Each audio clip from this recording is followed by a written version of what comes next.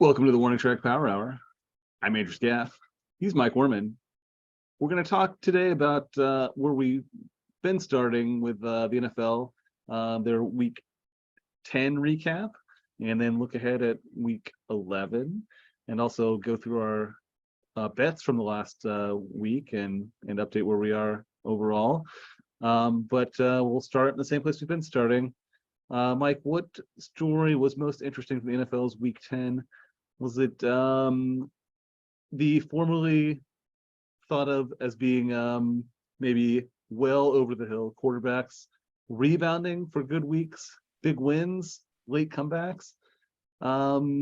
Maybe everything going in order for the Chiefs in their playoff position for this upcoming playoffs? Or something else entirely, injuries or something else? What was most interesting from Week 10? I think the Chiefs' playoff position improving so drastically, given Buffalo's loss, maybe was interesting. But I also think that the extremely aging or geriatric quarterbacks making a comeback, maybe at the same in the same week, might be the most interesting, since both of those teams were really thought of as kind of dead in the water. Packers especially maybe are alive in the playoff race. I think you can say that, especially for Tampa Bay, since they beat Seattle, and now they're 5-5, and all they probably have to do is finish 8-9 to make the playoffs in the NFC South. The Packers up to 4-6 now. I think the Packers' road to the playoffs is going to be much tougher, since they have the Vikings in their division. There's no chance that they're going to catch Minnesota, who is essentially 5 games ahead of them. So that's but yeah, they both showed some signs of life, even though if you saw Tom Brady trying to catch that pass from Leonard Fournette, he looked pretty hapless and Lost, maybe every bit his age on that play. But he stood tall in the pocket and led his team to victory over a plucky Seattle bunch. What do you think of those? Do you Brady are back? Are they gonna be solid the rest of the year, or was this just a kind of blip on an otherwise declining season? I don't have a lot of hope for Rodgers. I don't think. They seemed like, maybe even in the win, they didn't seem like they maybe felt all that good about it even necessarily. But I don't know. I'm not sure. Yeah, it does seem like Brady's they're probably gonna win like 6 or 7 games more now, don't you think? Yeah, I think Tampa is going to I think they're going to win the division. And I think, let's see, I'm looking at their schedule right now, and Actually, they have 5. If they did drop that game, then even Carolina was back in the picture, right? For they're 4. Carolina would be 3-7, only 1 game back of the 4-6 Falcons, 4-6 Buccaneers, and also they would hold the tiebreaker over both those teams since they beat them. I think. I mean, maybe they'd have maybe they're 1-1 against Atlanta, but right now I think they're 1-0 against. They'd at worst be neutral. Yeah. Against them. Yeah. Yeah. They probably had a better division record. Mm-hmm. Tampa has Cleveland. They have a bye next week. Then Cleveland, home against New Orleans, at San Francisco, home against Cincinnati, at Arizona, home against Carolina, at Atlanta. So I think there's two obvious hard games, and that is at San Francisco and home against Cincinnati. I would say both of those games, I would say they wouldn't be favored in, so we can give them those 2 losses. That's 7 losses.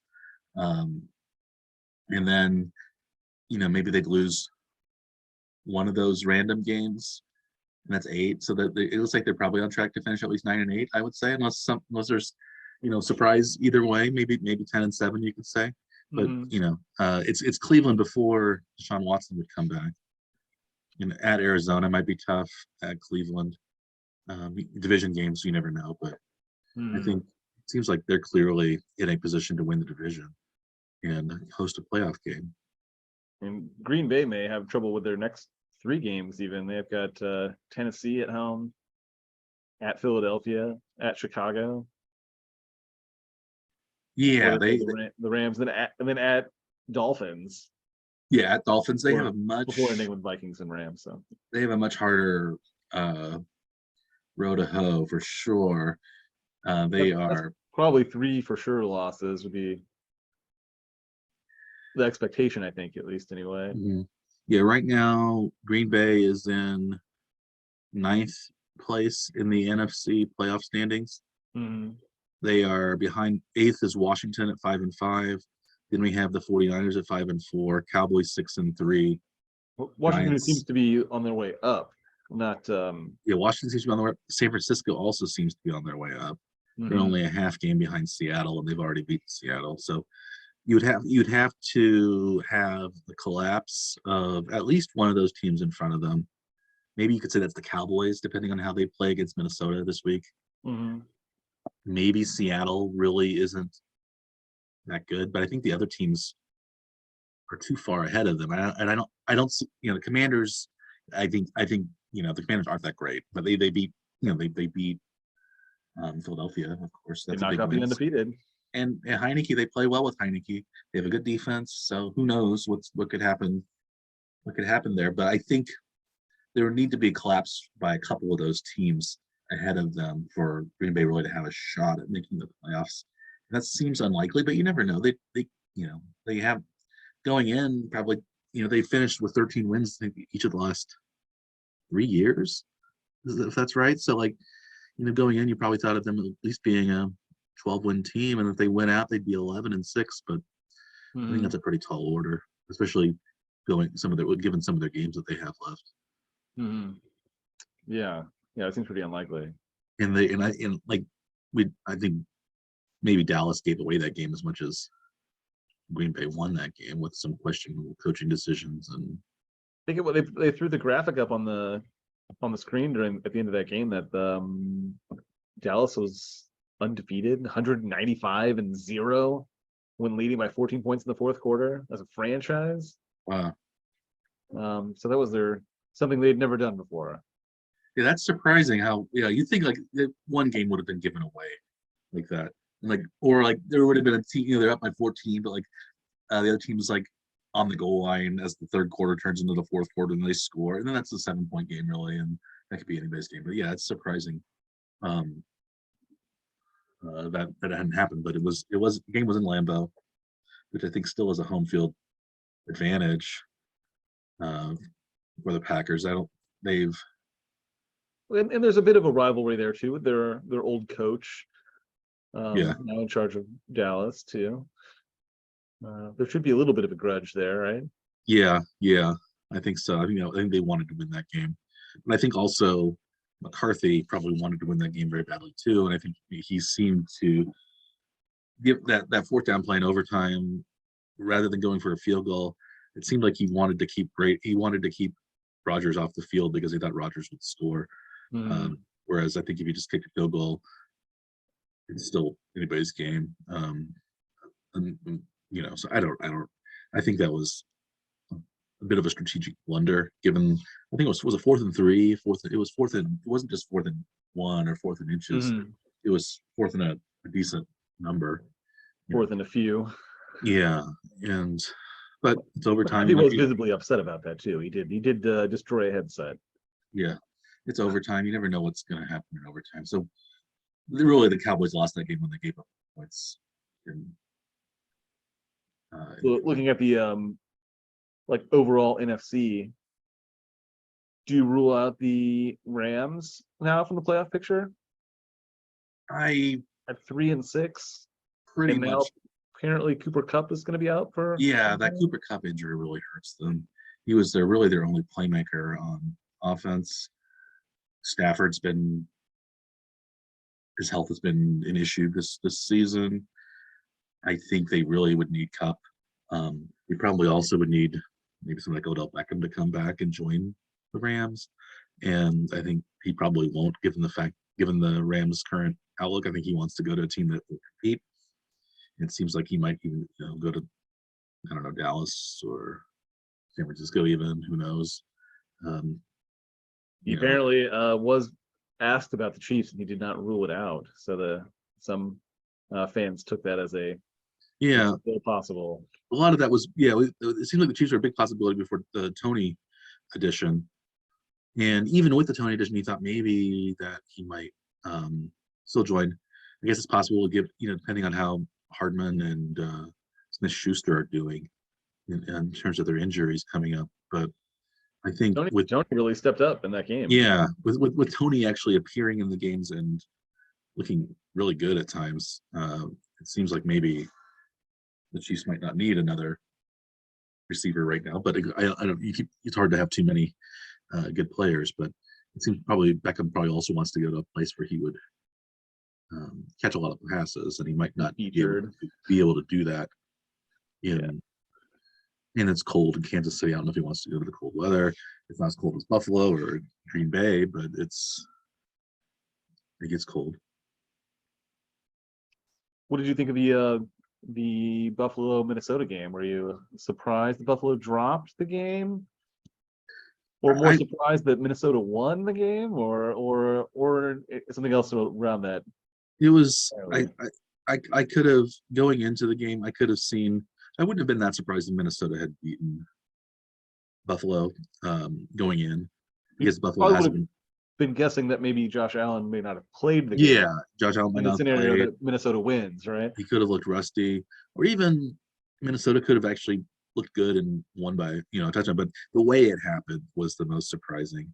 Minnesota, given that they couldn't punch the ball in from 4th and inches, and then it took a fumble recovery in the end zone, and then they allowed a field goal to tie the game up, and then they had overtime and got a field goal, and Allen threw an interception. It was a crazy ending. There were a lot of officiating issues with all of that. Buffalo had, I think they had 12 men on the field in one of their stops against Minnesota that wasn't called. Credited with a catch that was not a catch on the boundary. That should have been reviewed. I'm not sure why they. Yeah, they didn't. Both of those should have been initiated by the booth.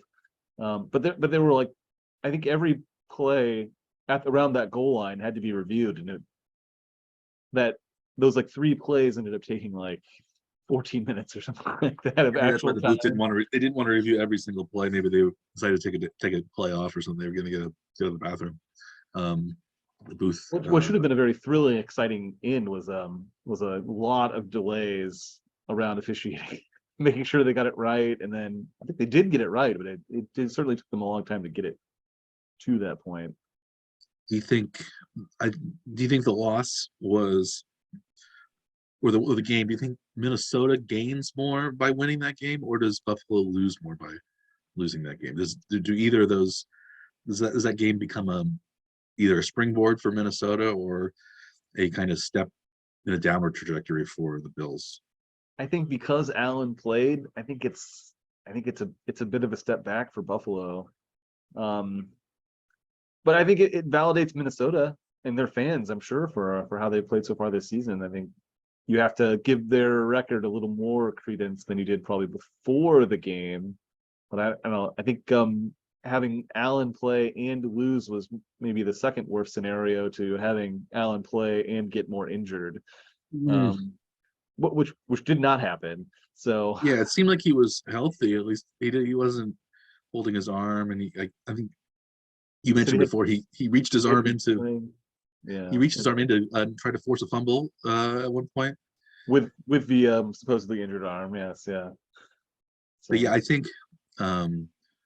I didn't think that Minnesota's record was indicative of how good they were going in. I thought it was pretty hollow.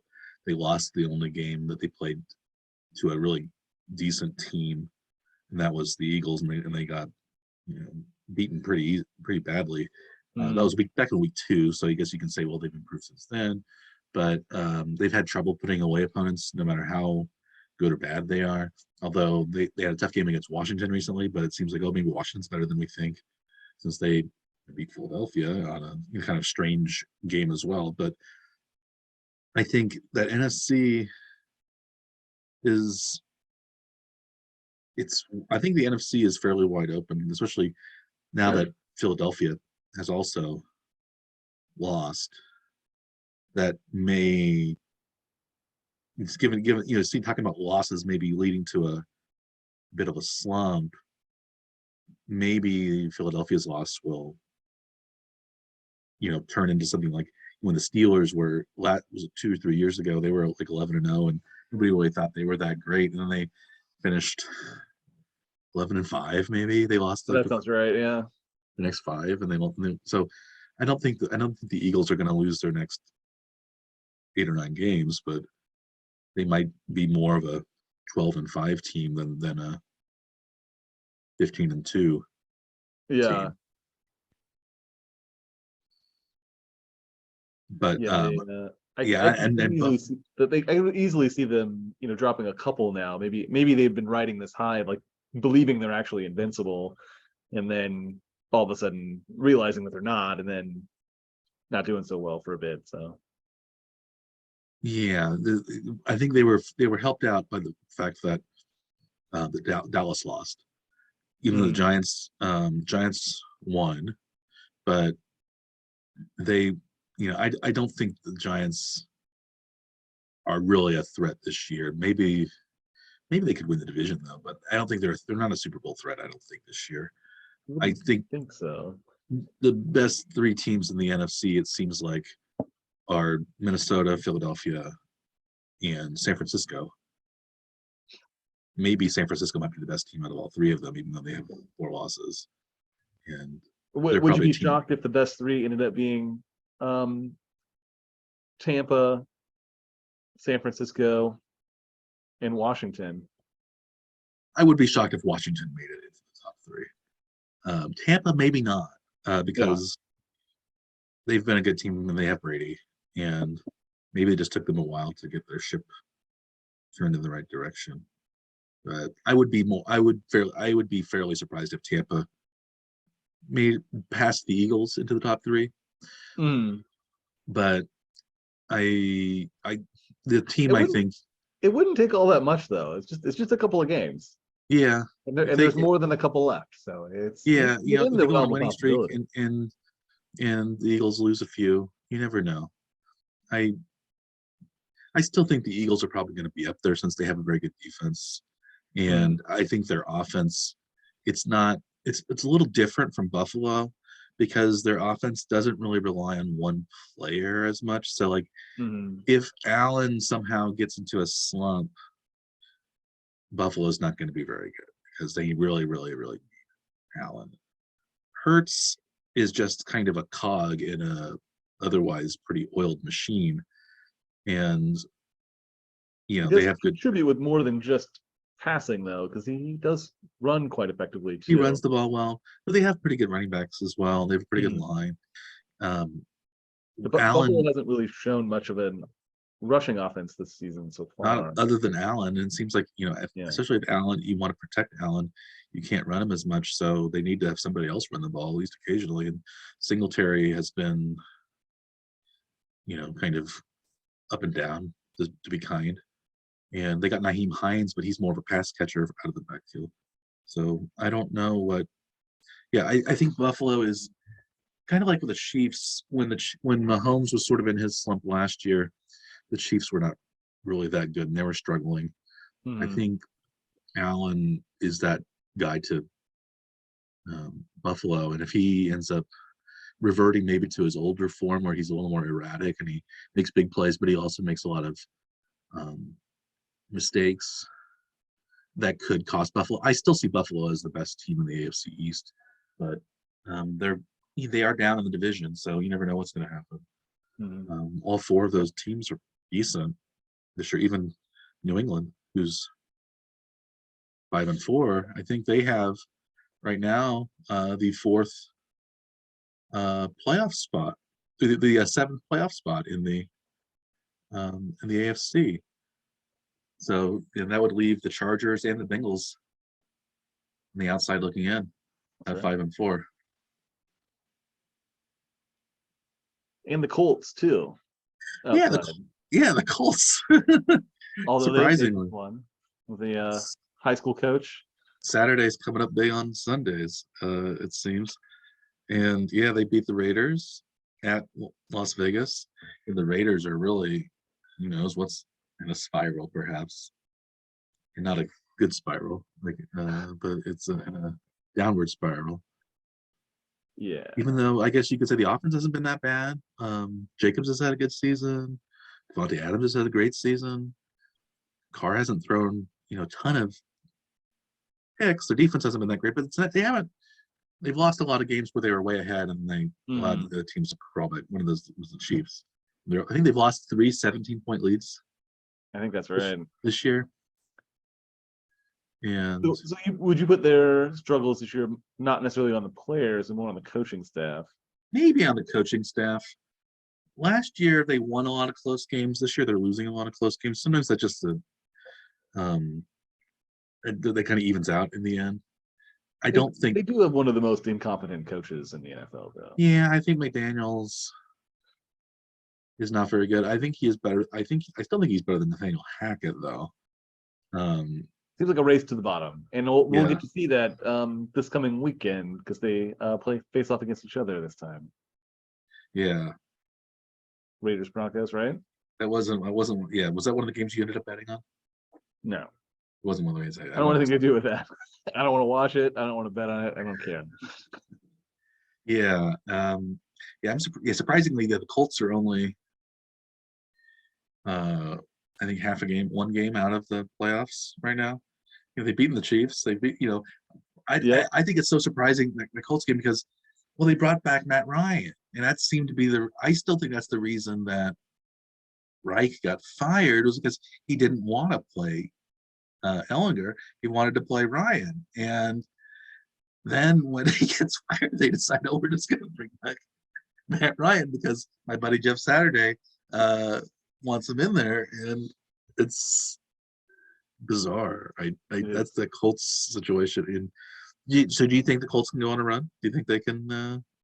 I wouldn't expect it, but it seems if the locker room has had this ability to rally around the bizarre changes that have happened within the structure of the franchise, then they could roll off a couple of games. I don't know why not.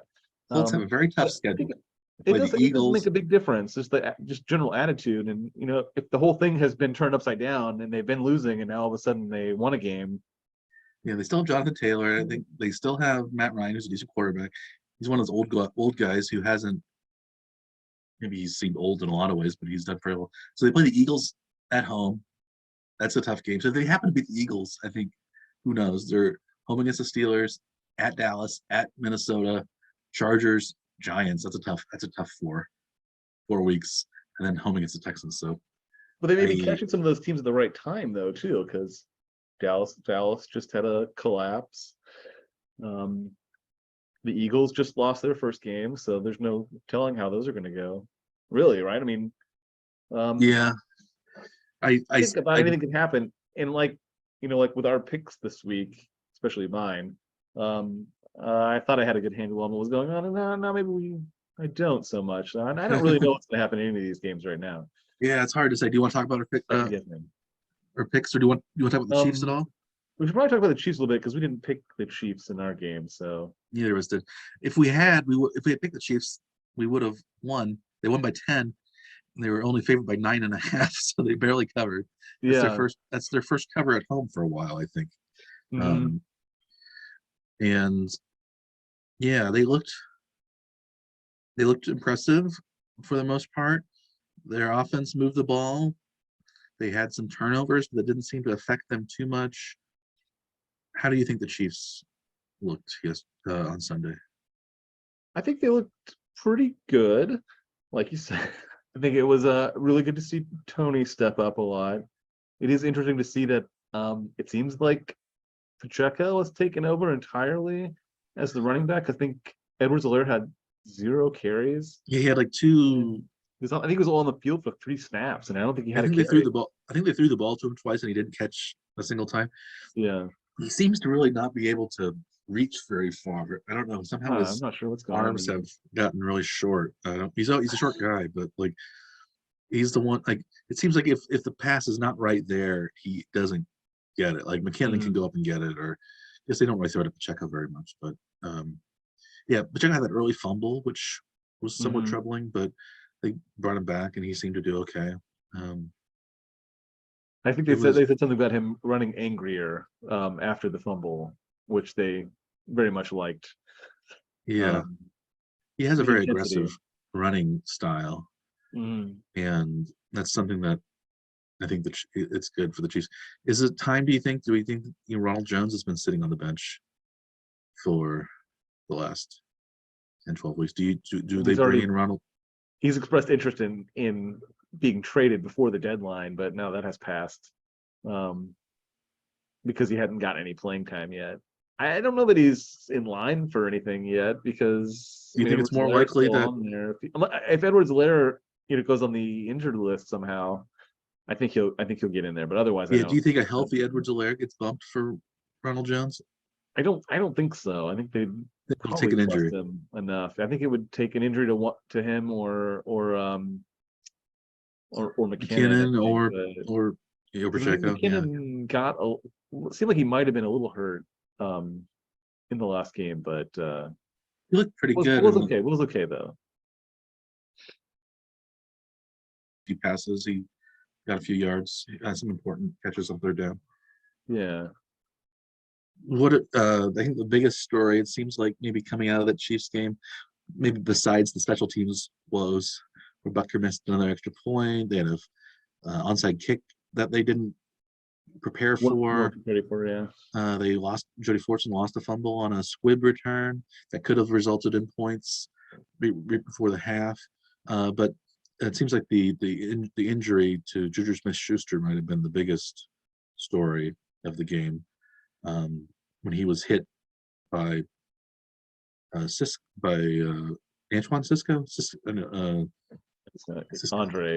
Andre Cisco. And what did you make of that hit, Andrew? It seemed to be exactly what the league is trying to avoid in trying to protect receivers from getting hit. Well, they're not ready for being hit, and that was like seemingly the textbook, what you would show as a video as to what you would throw a flag 100% of the time on.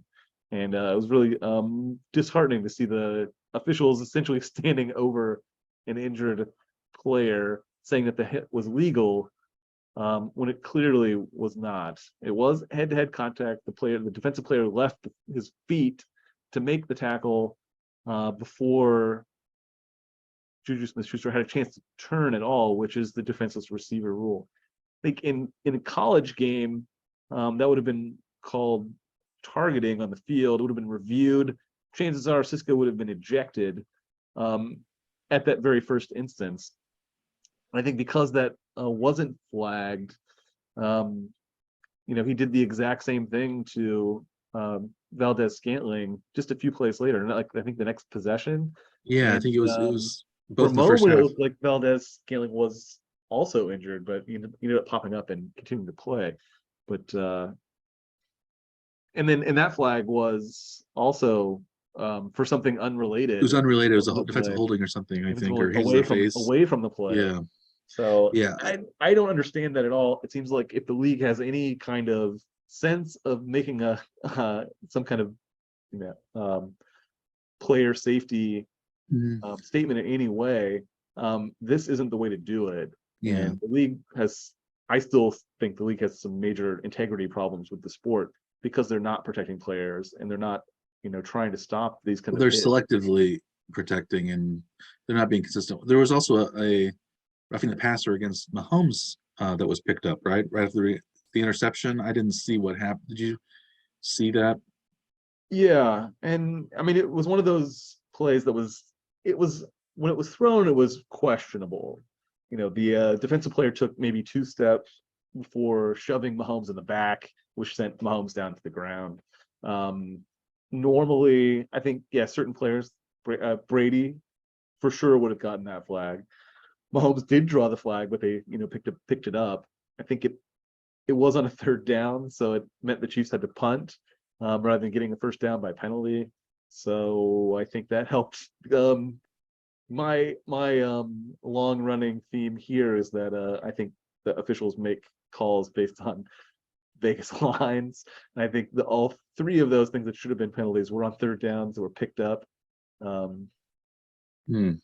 They influence the some of the betting lines. I think it helped maintain the under. Some of those were early too. I think that's Yeah, I don't go that far, but I still think I think incompetence is more at play than being influenced one way or another. But that was I thought both of those, because the helmet to helmet, it seemed like there was a penalty for two reasons on Smith-Schuster, and that it was a helmet to helmet hit and it was on a defenseless receiver.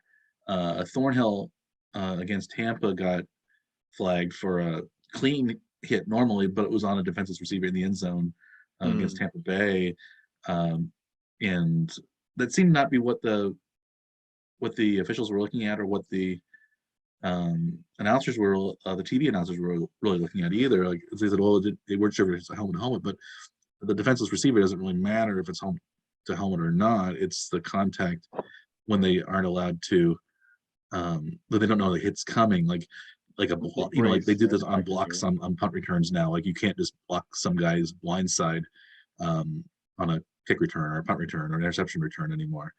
Where even though that would be a legal block normally, you can't, if they don't have their head turned around, you can't just wail on them. And it's a different, I think this Valdez-Scantling one, I don't think that was quite head to head.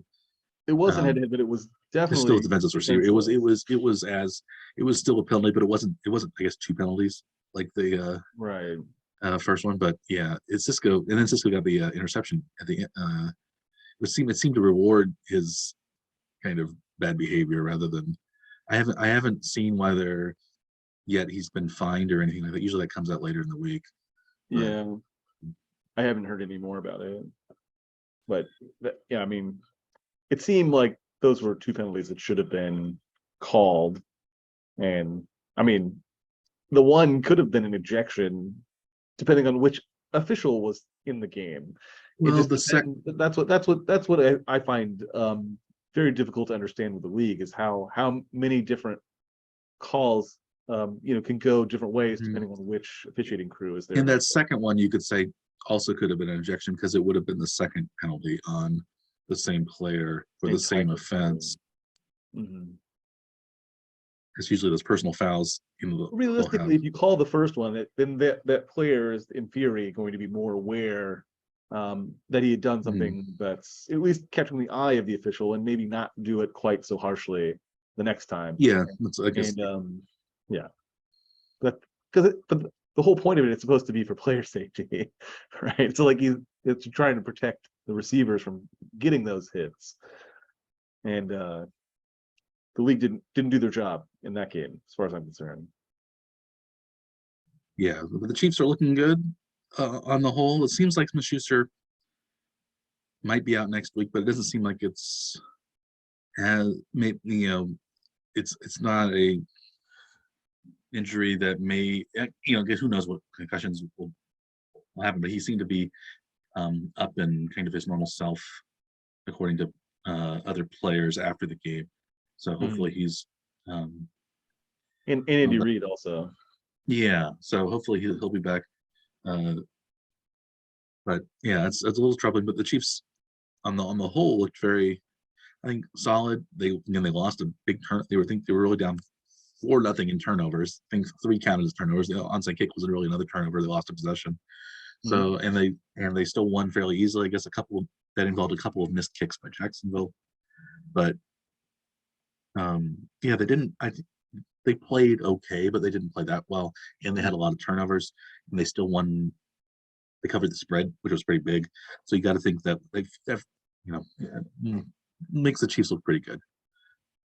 And well, and then the result was they ended up taking over the 1 seed in the AFC. and The the entire Chargers division lost. lost. Yeah, So their path to the playoffs becomes much easier. yeah. Next week will be big. Mm-hmm. If they win next week, I think they won essentially won the division. I don't think it's anyone's going to come catch them Right. because the Chargers would need to pass. Three. They need 3 full games on them, right? Yeah, they would need to win. They'd need to win by. They'd need to win, catch 4 games because they would have the Chiefs would have the 2-0 Well, yeah, tiebreaker. that's right. It'd be effectively 4 games. It's the 3 games plus the Mm. tiebreaker they have too. Yeah. Yes. Yes. In good shape for the In playoffs. good shape. I get that game next week. We'll talk about later, but the Chargers always play the Chiefs tough, and they might have some of their players back. So that's a big. That's a really big. It's on Sunday night again, so it's gonna be a prime time. The Chiefs aren't gonna overlook that game. It's on Sunday night now. Should we Want go to talk through about our bets? Yeah, let's do it. My my first. So we each won some, and we lost some this week. All of our losses were late. They were my first bet. The bet I was most confident on was the Bears Lions. The Bears were -3 at home against Detroit. Detroit had only won 2 games. They'd won last week against Green Bay, but coming to Chicago, it seems like Chicago was finding themselves. They were figuring out what to do with Justin Fields on offense, and at home, I figured Bears would win. They would cover, but they lost in kind of strange fashion. They allowed 3 touchdowns in the last quarter, and they lost by 1 point because they also missed an extra point. Right? Was that? I think that's right. Yeah. And missed the late extra point. Yeah. With 6 minutes to go, they missed an extra point. Yeah, they missed the late one. So I think they were up by they were up 30-24, and then they missed the extra point, and then they lost 31-30. But at the end of the third quarter, you're probably very confident. Bears were up 24-10. You'd think that would be enough. You would think so, but the Bears are not a very good team, and maybe betting on the Bears is not necessarily a strategy for moving forward. But they're an intriguing, fun team that they haven't been for years. They've just been a kind of a slog it out, low scoring team. Now they have an offense. They traded away their best defensive player to the Ravens, and Khalil Mack earlier in the season to Las Vegas, where I wonder if he was he was in Chicago, not Las Vegas, to he's in San Diego now, or Los Angeles. He came from the Raiders, right? That was how the Bears got the Raiders to the Bears to now the Chargers. That's right. Yeah. So yeah, the Bears couldn't quite get it together and lost in somewhat heartbreaking fashion, 31-30. I guess I could have, if they had made the extra point, it would have been 31-31, and you think, okay, they can at least salvage an overtime win. At worst, maybe get a push if they win by a field goal, win touchdown, but yeah, that didn't happen. How about your first bet? My first bet was on the Seattle Tampa game, which didn't quite go my way. No, it was in Germany. You never know what's going to happen out overseas, I guess. It's right. I think Seattle is playing at 6:30 a.m. their time. Right. Right. Yeah, it would be like it was 9:30. It was 9:30 Eastern. Yeah. So it would have been 6:30 Pacific. Right. But it would have been like a primetime game in Germany, right? It would have been I think it was late afternoon. Oh, no, it'd be like mid-afternoon. It'd be like 3 or 4 p.m. Yeah. Yeah. That's right. Yeah. Did you chance to watch any of that game? I watched part of it. I watched like towards the end of it. Yeah, like Seattle tried to come back late, but were unsuccessful. I was able to watch it on my phone. And did you hear the German fans in unison singing "Taking Home Country Roads"? That was pretty entertaining. Yeah, I thought that was a good job by the announcers to just kind of like, be silent for a moment and just like listen to the crowd singing anyway. That was a pretty fun I had no idea that environment. song was so popular in And, Germany. I mean, is it? There's probably a lot of Americans that are there in Germany anyway, right? From like they've been different like military installments Yeah, in but I think Germany over the years. I would assume that there are quite a lot of displaced Americans, and possibly it in seemed like they Germany. had. I think I heard they had 3 million ticket requests Is that for right? 71,000 seats. So it seems like probably it wasn't just Americans. I Hmm. think there were a lot of German fans that sang that song and knew it. Yeah. There were some other ones like they would sing, the Hum Seven Nation Army or some of the other kind of big songs, but like the Country Roads Take Me Home was really a surprise to me. Seven Nation Army gets played a lot of soccer games Yeah, too, but yeah, I wouldn't expect that John Denver has well, played that it at the soccer game. that's not Seven Nation. Yeah. But was the another one that they played when the Royals used to hit a home run. They had that I can't remember what song that was. Kind Hmm. of I can't remember, but they played some. They did some other ones that A were couple of kind of songs. Yeah, the jock crowd seemed, jams. yeah, very into the game though. I thought it was pretty. It seemed like a very fun environment, Yeah, right? and now they're going to play a game every year in Germany for Is the that next the few plan? years. I actually wasn't paying attention to that. And also, it seems like maybe they're looking to play NFL games in France and or Spain Mm. in future years too, which I think is meaning to pave the way for franchises Hmm. in Europe. And I think they would need. I think we had talked about this a long time ago. They would need probably a whole division to be to have because to make it fair for the teams Mm. traveling, both the European teams and the American teams traveling over there. Yeah. Like if they had a 4-team division, that would also probably require expansion to 40 teams because it would be weird having 5 divisions in one league and only 4 in the other, Right. and so that might would be an 8-team expansion, and that would be larger than any. Yeah, unless you had a team like start to split time between a U.S. city and like a small U.S. city and an international city. Like Like Jacksonville Jacksonville. kind of does that already. I mean, they could have other franchises do that. Maybe bring on new franchises that would join that model, but you'd still have to play a significant number of games overseas to do Yeah, that. but Just it was one of those things where you can think, oh, how many fans are there? But you only have to sell out 8 games mm, in a city, and it's a lot different from soccer. It's a lot different from other sports where they have so many more games per season. And maybe that would mean there might be a team in Mexico City. There might be a team in I don't know what they do with maybe Toronto. I don't know how much more expansion there is in the United States. I guess they could put a team back in St. Louis. They mhm. could do a team in you know who knows San Diego. Who knows? But it's Mhm. it's one of those things where I think they would need a big expansion to accommodate.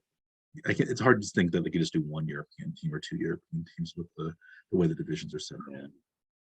I mean, if they also had a U.S. home, you could sort of, I think, maybe justify where maybe they just play 2 or 3 home games, overseas. Yeah, but that And seems but sort of like 5 of their home games be played at their can't their U.S. host city.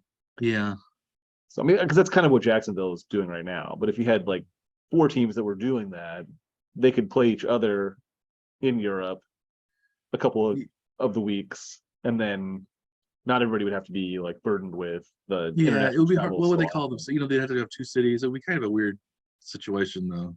It would be weird, but I mean that's a way you could sort of Yeah, ease into it without having to, start 4 to 8 new franchises at once. Because that kind of dilutes the product all at the same time as the NFL as a whole. If you now have to fill 8 more rosters, that becomes very difficult yeah, without making the overall play worse.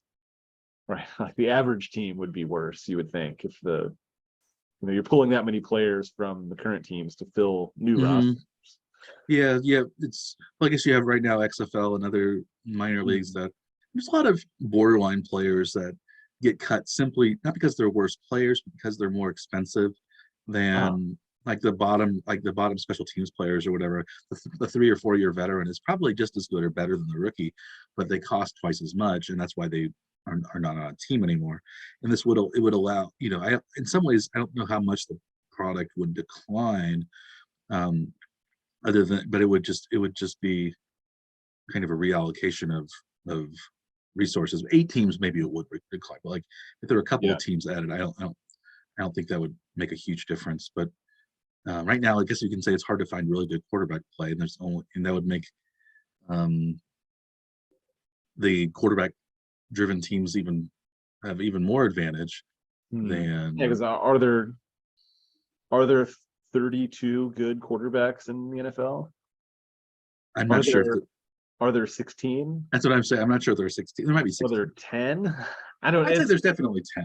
Yeah, I think there are 10 quarterbacks that are relied on and expected to perform well. But Yeah. I don't know if you build a franchise around all 10 of those guys. Would you? Let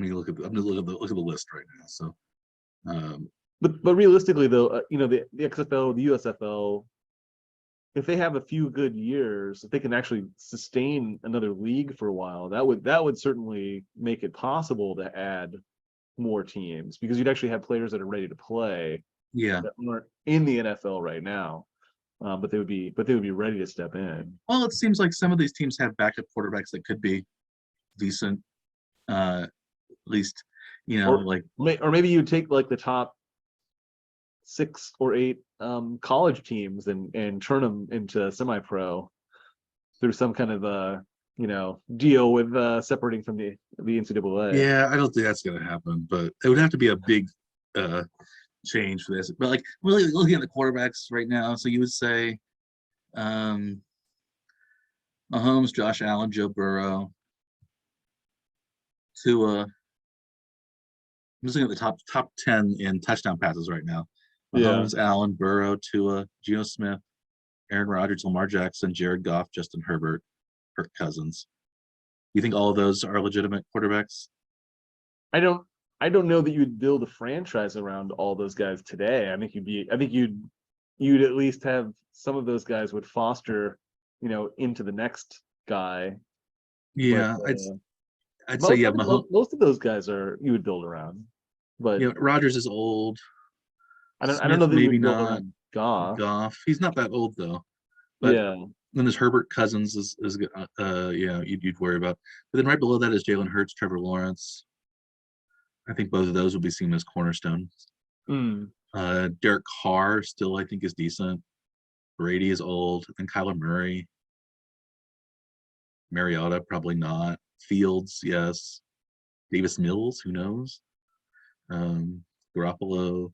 Yeah, I think there's even farther down. You get people like Daniel Jones. There are serviceable players there, but I don't think you'd build around those guys. And if you had 20 quarterbacks that you'd build around, you'd still need another 10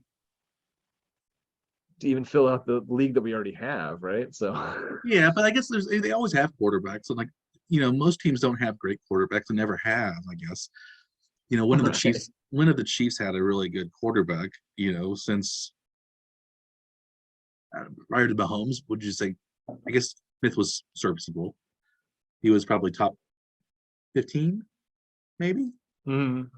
Well, the last couple of years were his best years of his career too, because he was once a number 1 draft pick. So, but he'd adopted the style of play too. Yeah, prior to that, different than what he'd been playing. Yeah. So Trent Green, I guess, who was good, but he was almost, he was a career backup until he went to the Chiefs, because he was going to be a starter in St. Louis, got hurt, and Kurt Warner comes in. So like, there are, I think, decent backups that don't get much of a chance. Yeah, and sometimes the backup and the starter difference isn't that big.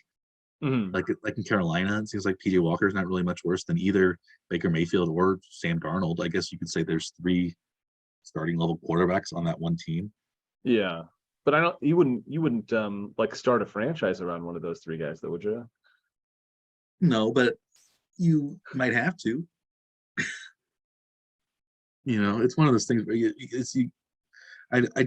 I don't know. I tend to, yeah, I don't know. We just kind of got derailed into this expansion talk, but yeah, Yeah, I don't. I think I think most teams don't have quarterbacks, and I guess you want the idea that there are a lot of these quarterbacks, but I don't know when that's ever been the case. yeah. Well, I mean, it hasn't always been so quarterback driven as a league until the last, decade or so. So I think, yeah, some of those, like, I mean, just looking at the statistics from quarterbacks in the last few years compared to the past, it's silly, right? I mean, Yeah, how many more yards is Mahomes going to end up with than Brady has in his career if Mahomes, is able to play even close to the number of years that Brady had. yeah, and you've seen though also that even teams this year without a top quarterback can be pretty good. Mhm. Look at Minnesota. Look at you. I still don't think Jalen Hurts is that great. I don't think um, I don't think Tua is that great either. They both have good stats this year, but I think you can do well with a quarterback that's not necessarily a long-term franchise. Yeah. Maybe more this year than they have in the previous years. Stevens caught up. Tennessee. They don't have um, much in the way of quarterback play right now. Mhm. Tannehill is on the decline. Um, yeah, but maybe get back. Want to get back to betting? Sure. So yes, I had Seattle plus 2.5. Let's do Tampa won. Tampa won by 5. five. So I did not win that one. No, How was your a ticket? meaningless field goal, but by Seattle could have covered. No, not quite. They could have covered for you. They would have lost by 2. Yeah. Um, There were that was, scenarios in the fourth quarter that in the last couple of drives that gets the win for me, but yeah, they weren't going to go for just a field goal though. yeah. Um, How was your second pick? my second pick was the Giants Texans game. The Giants were at home, favored by 6.5 over the Texans, and they covered that by 1.5 points. They won 24-16, and got me the victory there. The Texans put up a little more of a fight than you might think, but the Giants are a better team. Neither of those teams have great quarterbacks. But do you know what Daniel Jones's quarterback rating in the Giants Texans game was? I have no clue. None at all. A I didn't watch the hundred. game. I didn't pay attention to it. He had I checked the score to see if you got your bet right or not. I think he had the highest QB rating of any quarterback Really? on either That seems highly three unlikely. rating. He was 13 of 17 for 197 yards, 2 touchdowns. Wow. QBR of 83.1. Um, but yeah, he only threw the ball 17 times. So Wow. that's and But highly Saquon had accurate. 152 yards rushing. More than 10 And yards per attempt, yeah, which is really high. yeah. Wow. I don't think that means Daniel Jones is going to become the second coming of Joe Montana, but he's. I think the Giants aren't terrible. I still don't think they're that good, but they beat the Texans, who have been a little bit spry. They've been competitive in most of their games, even though they've lost all but 2. They're 1-7-1, but It looks like they did kick a field goal with 7 seconds to go in the game. well, they thought I guess they were trying the onside kick and then do a Hail Mary. Right. They could have tied it. So the your win was slightly in jeopardy down to the wire, I guess. Yeah, technically. Yeah. Technically. Yeah, if they had tried to punch it in for a touchdown. Mhm. Yeah, They're right. had they gone for the touchdown first. Yeah. Well, this is they did the right thing here. It was unlike what the Chargers did against the Chiefs. Remember, Hmm. they went for the touchdown first. They ended up making the touchdown, but they were down by 11. But they were down by 10 or 11, and they should have gone for the field goal first because there was time, and they had missed that fourth down play. They would have lost.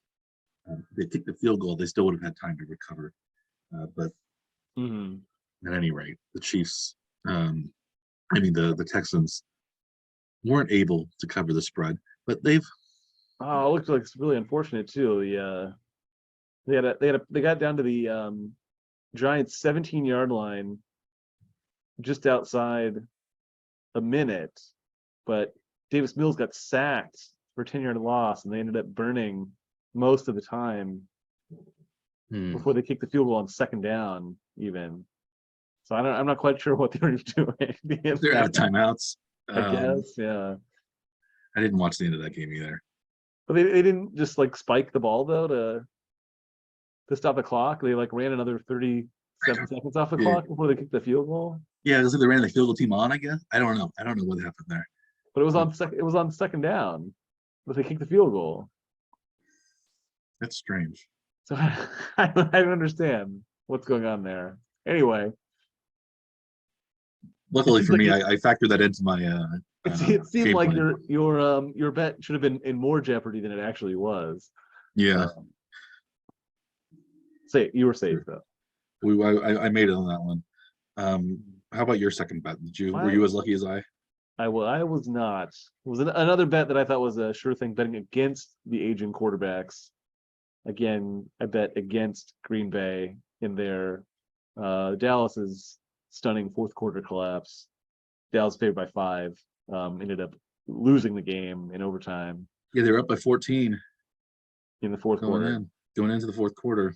Yeah. As you said, they think their first loss in 196 such occurrences. That's what the stat they put up on the screen during the game was. Yes. I didn't verify it though. Yeah. So I lost my first 2 bets. I had to rely on the Monday night game for my potential third bet. But what was your third bet? My third bet was Titans at home against Denver. The Titans were favored by 3, and they ended up winning by 17 to 10. And that was a fairly close game, but I felt like Denver didn't have much of an offense, and they didn't. And I felt like with Tannehill back as well, that the Titans would be able to score some points. And even though they didn't score very many points, they still held Denver to only 10. So they won by 7. I think Denver's only had one big play where they had a 65-yard touchdown pass or something like that. And then other than that, they were really shut out. So Tennessee is, I think, creeping up on the AFC. It's possible that they could wind up still with the number 1 seed if the Chiefs. Well, I guess the Chiefs have the tiebreaker, but if the Chiefs end up finishing 13-4 and the Titans win out, they could have home field advantage again. I don't know if I see them winning out, but yeah, that would be. It's still possible. They'll still probably have a home playoff game, winning the division, unless something happens with Indianapolis. I think the Titans have beaten Indianapolis twice, so they have the tiebreaker over. The Titans aren't a very pretty or fun team to watch, but they proved to be a good team to bet on this week. How about your third pick? Well, I was going to say about the Denver only they scored 10 points, but it was all in the second quarter, and they were actually ahead 10-0 before Tennessee came back, scored the final 17 points of the game. Yeah, and Denver did have a late drive where they got down to the Tennessee 21 before a late fumble and then an interception. The fumble pushed them back, and then they threw an interception on 4th and 13, effectively ending the game. Yeah, that was a close one too. But so Denver had a chance to get closer in that one, but you stayed safe. It's all part of my master plan, I guess. So I finished 2-1. You won your third bet though, so you weren't shut out. I did, and that was the The big upset pick that I had was Washington was +11 at Philly, and you can check last week's record where I said they would actually win the game, not just cover the spread. Ooh, yeah. You So were I ended up being correct on that one, and they won handily too. They ended up winning, I think, by their spread on the other side. yeah, they won by 12, 11, yeah. 11, 11. What was the last? They won like they had a touchdown on the last play, didn't they? Was that a They did fumble return, yes. fumble return? One of those a wacky kickoff return? Yeah. No, it was a 1 yard fumble recovery. Yeah, It was it just involved a 1 yard. lateral. So yeah, it was one pass, last play. Hurts threw it to Watkins, lateral to Smith, and then a For fumble. -10 yards, fumbles Yeah. recovered. Yes. Yeah, one of those. So that's the second one of those last second touchdown. Then A late defensive score. late defensive score. I think the Giants maybe covered the spread that way, or one of the teams. Well, the Bills gave that defensive touchdown Yeah, to Minnesota to give up the lead, but then Minnesota, then they scored a field goal but to Buffalo tie went down it. and got a field goal to tie it afterwards. Yeah. Yeah, so that So wasn't on the very, last play. very late, not the last play, but very late defensive score. Do you think that Buffalo should have just taken the safety? So that's one of those things where, yeah, if they take the safety, if they took it right away, Minnesota would have had plenty of time with the ball back. I think there's about a minute left in the game that Buffalo used to go get a field goal. Minnesota wouldn't have had to do a whole lot to get down into field goal range to win the game outright in regulation, I guess, right? Because they were down 4. Minnesota was down 4 with about a minute to go. There's 27-23. Mm-hmm. And then it would have been 27-25. Right. And then they could have just kicked the field goal to win. Then Minnesota would have gotten the ball back because you can't onside kick Mm-hmm. The post safety kick. So Minnesota would have had the ball, a minute to go. Basically, what they would have had the same scenario that Buffalo had to go get a field goal. So, but in this case, Minnesota goes to drive to get a field goal. If they kick it, they win. Miss, they lose. Mm-hmm. Even, I guess you could say, even if Buffalo had tried to get a safety, they still fumbled the snap, and it may have not worked. Yeah. But I think they just tried to get Josh Allen to probably do a sneak to get it up the yard or so. I think they're just trying to push it out, yeah, and the snap didn't make it to Allen, is what it looked like. So, yeah, I think from what you asked though, giving the safety would have been a bad idea. Yeah, I think so too. They should not have. They did talk about that, I think, in the announcers made the discussion. I don't know how much you like safeties. I do like safeties. It would have been a terrible scenario to give up a safety. So where does that leave us on the season now? So you were 2-1 this week. That was 1-2 this week, which means you've now taken the lead back in our competition. I held the lead for a single week by one push. Now you've taken the lead by one victory. You're 14-16 now, minus $200 on the season, or as you like to say, minus $20 per week. Yeah, that's not too bad. I'm now 13-16-1, one win behind you, minus $300, minus $30. Very close. I can do that math very close. Yes, close. But yes, the lead has flipped. You should have like a WWE belt that you can throw over your shoulder. We should send back and forth. Now, whoever has the lead every week, right? Yeah, exactly. We'll have to get on that. So before we talk about next week, do you want to talk briefly about the Royals hiring Paul Hoover as their bench coach? Do you think? I'll just ask one quick question, and we can move on to the NFL next week. Yes. I think that was a good hire by the Royals, hiring Hoover, also from the Rays, to join Quatraro on the bench. I think that does signify that the franchise seems to be doing things what it's usually deemed to be the correct way. The manager is supposed to have some kind of like hiring ability for the players for the coaching staff that he wants. It does seem like they went with one of his former coaching mates in Tampa. It seems like they must have worked together well before they would have made that request. I like seeing that he was given the option, and it seems like he picked somebody that he's comfortable with to be his first lieutenant, essentially, as bench coach, Matt Quatraro. I think it seems like a good hire. Any additional I thoughts think on that was a good hire. He was technically known as the field coordinator. Yeah, I wasn't aware of that role. I don't know what that is either. Is that a defensive coach? So there was an article on Royals Review where they talked about it, and it's that he was in charge of like doing the scouting on the opposing teams and then working with the catchers and pitchers about tendencies for the opposing players. And so it was more about just being like, I think it may be what they referred to Pedro Grifol with the quality control I see. coach in charge of quality control.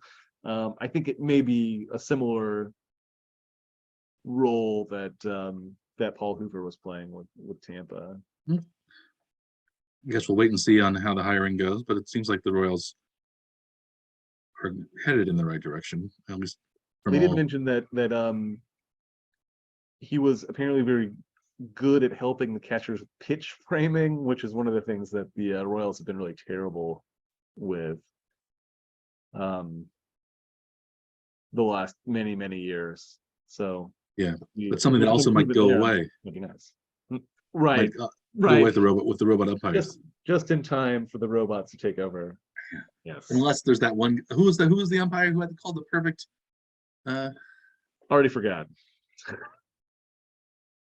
It was, of course, Pat Hoberg. Hoberg, that's it. Like Fred Hoiberg without the I. Right. Correct. He's the new mayor. Pat Hoberg. Yes. Pat. All right. Do we want to move on to next week and talk about our? Yeah. What are you looking forward to in week 11, Mike? Well, I'm looking forward, of course, to seeing the Chiefs play against the Chargers. They didn't look so good against the Chargers in week 2 on a Thursday night. They barely won a game where it seemed like the Chargers kind of dominated a lot of that game. However, this week it's when they play the Chargers are going to be a little bit more injury depleted.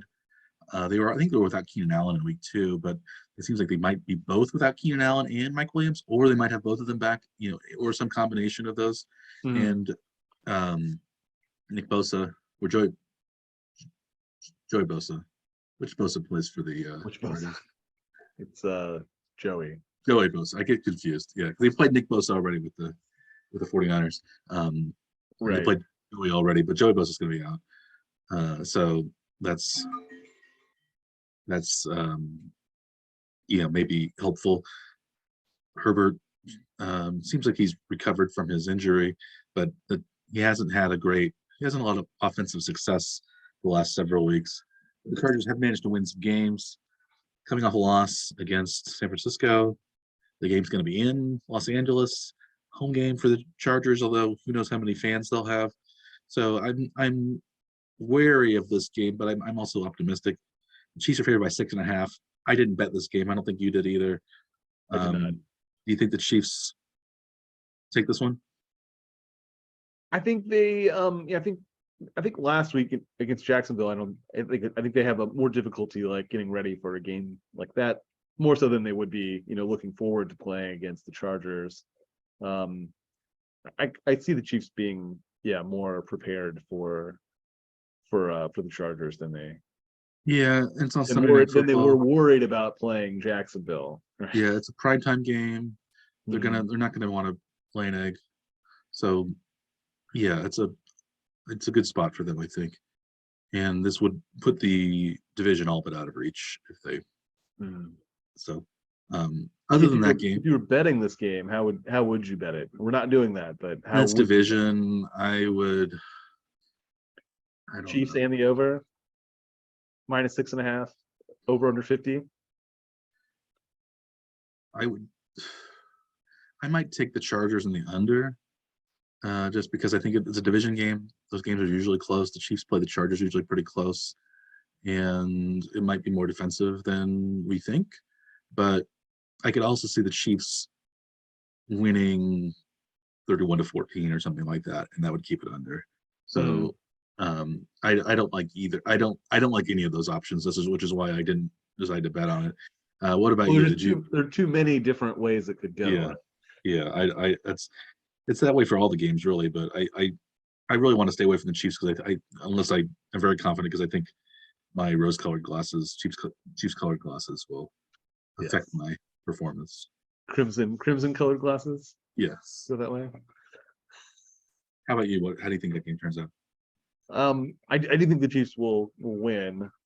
I think they actually will cover this one too, but I would expect the under on this. The seems like the over unders are for the Chiefs seems like there seems to be external pressure on the unders recently. I'm not sure where the money has been in some of these games. I think they're pretty heavily on the over from the last things I've read. I remember I did read somewhere they said that there were a few that the casinos did well with the Chiefs under. That's part of why I think there's more to some of the officials' calls than you do. But watch for that though, Mike. I think it's I will keep an eye out. I think eventually the bettors are going to flip to the other side, and then you'll see which way the calls go after that, right? Yeah. If they continue that way, or if the calls also flip, then Did you bet any? Then we'll know. Did you bet any over-unders this coming week, or did you stay all point spreads? I've gone to all spreads. I did one over-under, so maybe we'll start with that. Okay. I took the Bills Browns game. I think the Bills are favored by 8.5 at home, which seems a little bit low, but probably because they've been struggling. But the over-under is only 43, which I think is pretty low.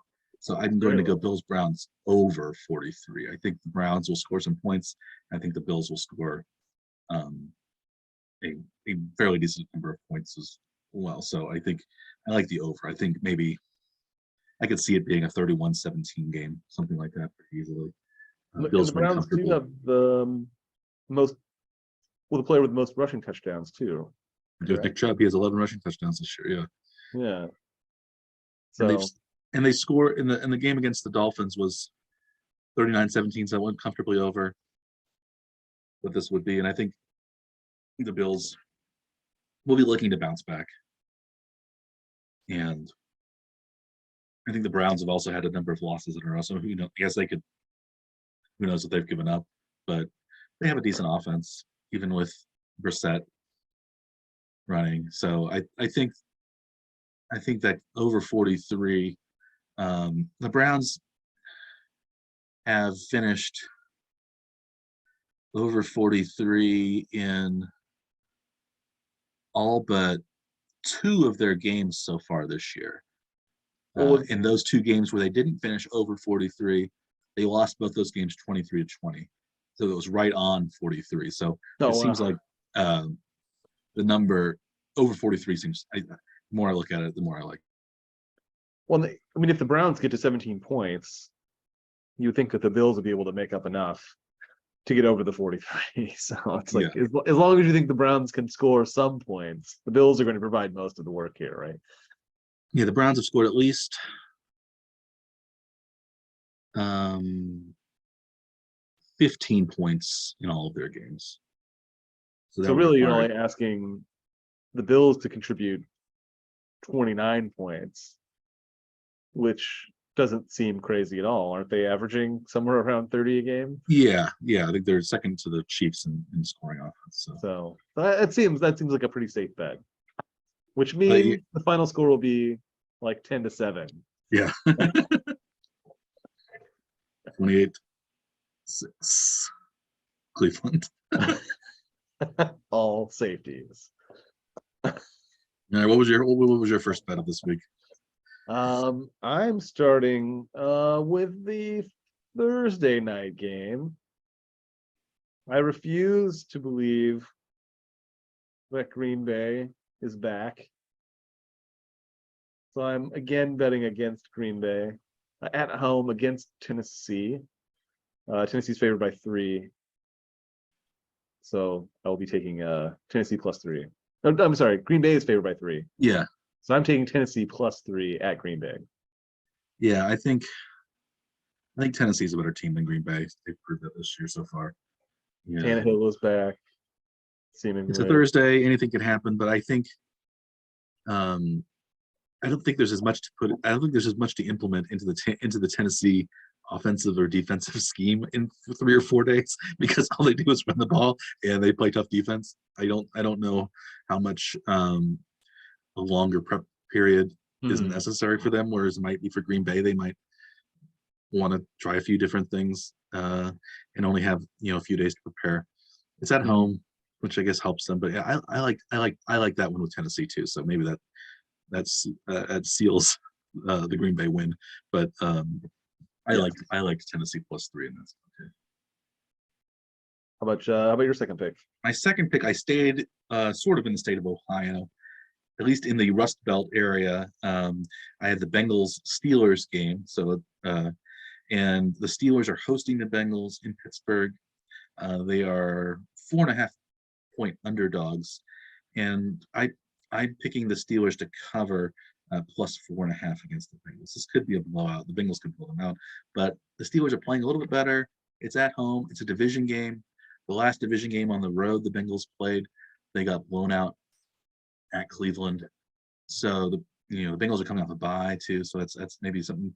But I could see the Bengals still looking past this game, looking to the rest of their schedule, and trying to win. Also, the Steelers, I guess they did beat Cincinnati in Cincinnati in a strange game where I think Burrow threw 4 interceptions and they had several missed kicks and weird things happen. So maybe the Steelers. I don't know. The more I talk about it, the more I want to talk myself out of it. But I'm going to stay with it because I'm going to stick with Steelers +4.5. This was a game that I considered betting against you specifically because it might set up a scenario where I could pick up a game against you. I don't care what happens in the game. I just want to make sure that our competition is exciting, at least anyway. And I like the Bengals coming out of the bye. I think that seems to be something that could be useful. It doesn't mean it will be, but that was I was going to talk myself into it. However, I chose not to bet on that game and instead went to the Giants-Lions game. Giants favored by 3 at home. I'm taking them in that one. The home team Giants. I would go that way as well. I went that way exactly last week. I picked the Bears at home against the Lions by 3, and they didn't cover in that screwy game.